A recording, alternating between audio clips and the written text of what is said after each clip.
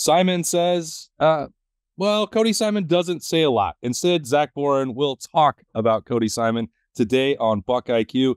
Hey, Zach, it's a read and react episode. We're finally bringing some linebackers back into the conversation, and Cody Simon is playing at a pretty high level right now.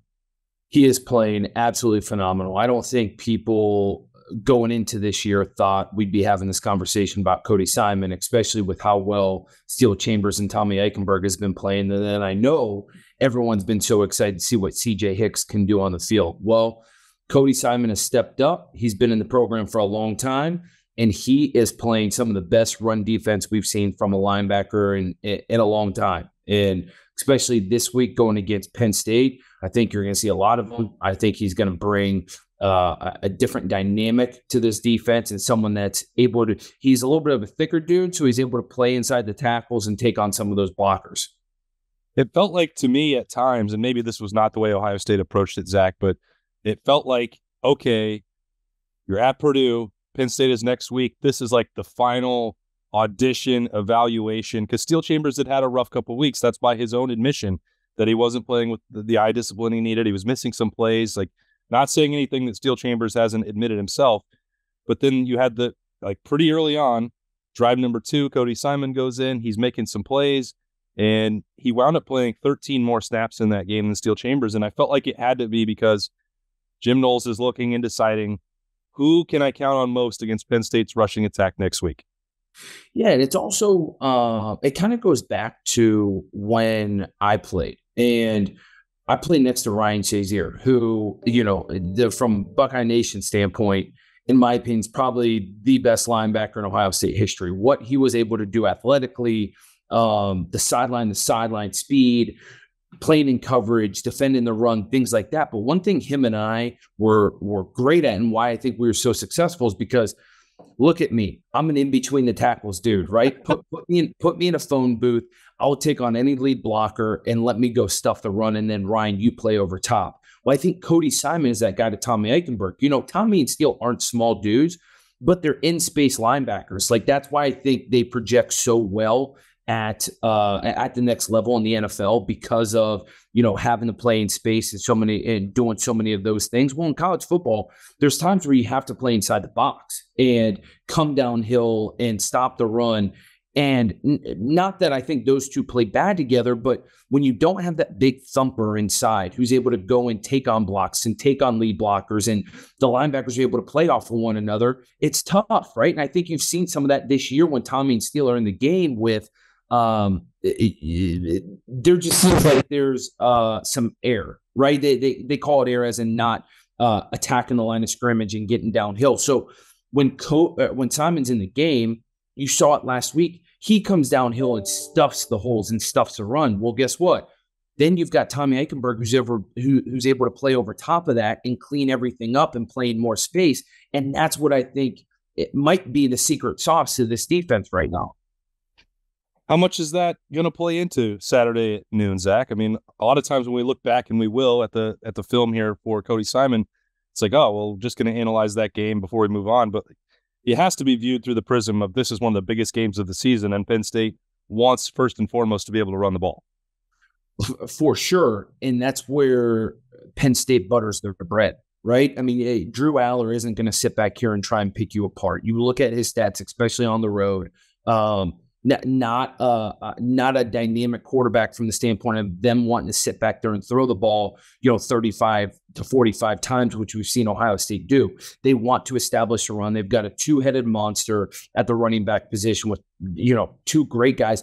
Penn State, I think, leads a Big Ten right now in time of possession, maybe tops in the country with time of possession per drive. So that tells you how much they want to run the football, and they're going to do that, especially going on the road, keeping the fans out of the game, keeping Ohio State's offense off the field. That's what they're going to want to do. So I think you're going to see a lot of Cody Simon. I hope we see a lot of Cody Simon, because knowing Penn State's game plan of coming in here, controlling the time of possession, milking the clock, doing those things, Cody Simon can be a massive asset to this defense this Saturday. All right, well, let's just see exactly how he did that last week against Purdue, though. The final impression that we had of him before going into this Penn State matchup for Ohio State on Saturday. Let's roll the tape. All right, Zach, so you look at this. This was a very key sequence, obviously, late in the first half at Purdue.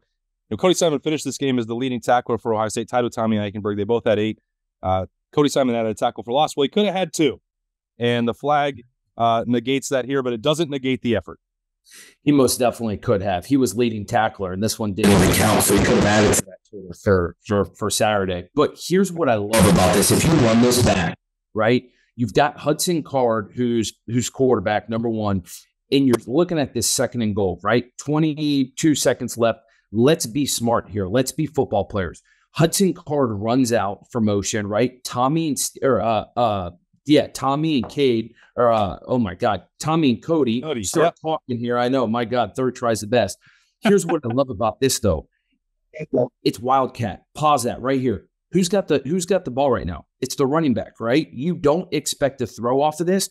Look at what Cody Simon does right now as soon as that ball is snapped and he sees the guard pull. His guard right in front of him pulls right there. You look at this, pause it. See, you've got the front side guard who's pulling. You've got a running back who's literally taking his first step downhill. And look at where Cody Simon is already. Taking the front side scrape and getting downhill quickly, knowing, hey, listen, running back's got it. Wildcat, I'm going to get downhill. I'm going to take on a block right there with my shoulder, and I'm still going to be able to come off and make this play.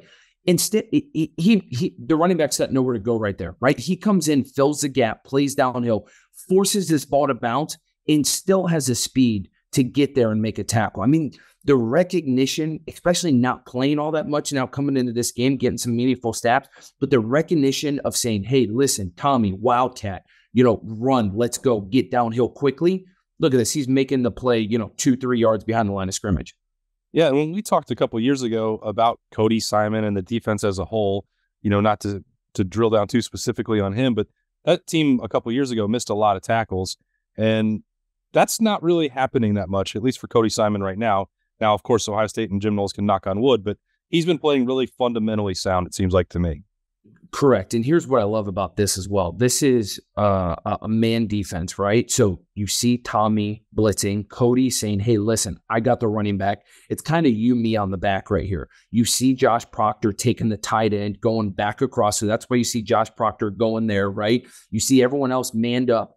Well, Cody's like, hey, I got the back, right? So back goes in motion right here. He recognizes it's a run play, gets downhill. And look at this. Instead of playing sideways, what's his path? His path is downhill and lateral. That's what you want out of a linebacker. If you go just lateral and not downhill, you're creating more space. As a linebacker, you do not want space. You want to get downhill. You want to negate as much room there is between you and the running back so he can't make a move on you. But look at this. Gets downhill, makes another TFL. Unbelievable play, unbelievable recognition. This is how you play linebacker. It helps that 44 is playing at a pretty high level in front too, but this isn't his BuckIQ.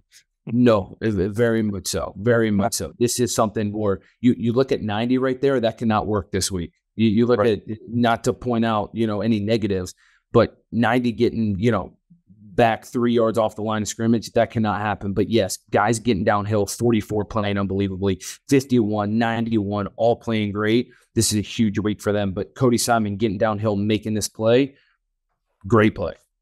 Actually showing some emotion. That's a rarity from Cody Simon. And then sometimes it's not about the tackle for loss, not about the sack. It's making sure that a 3rd and 10 doesn't become a first down.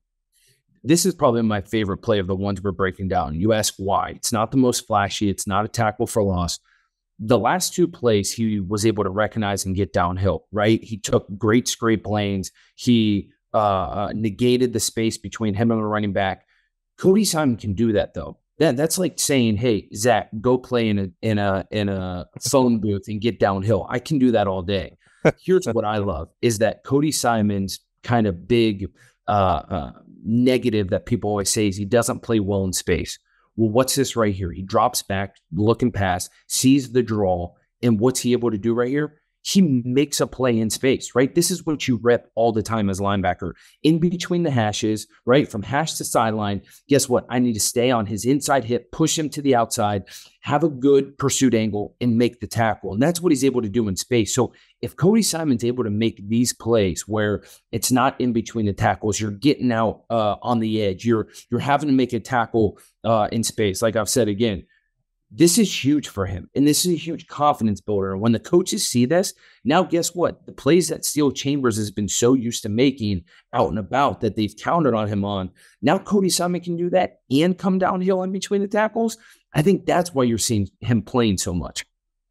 It's a good formula. It's going to be put to the test on Saturday at noon. Ohio State and Penn State's going to be a physical fist fight. Some stuff in a phone booth. Zach, you might even be able to go play in this one, bud. Oh, dude, this is a game where count me in, right? Put me, I'm tapping my helmet. Put me in, coach. I'm ready. This Penn State or this Wisconsin, Michigan, put me in, coach, man. Inside a phone booth, get downhill, smack some freaking skulls, and let's go. All right. Well, if that doesn't get everybody ready for Saturday, I don't know what will. It's a defensive breakdown. It's BuckIQ. It's Zach Boren, as always, giving us the insight. Thanks to Zach. I am Austin Ward. We'll talk to you later.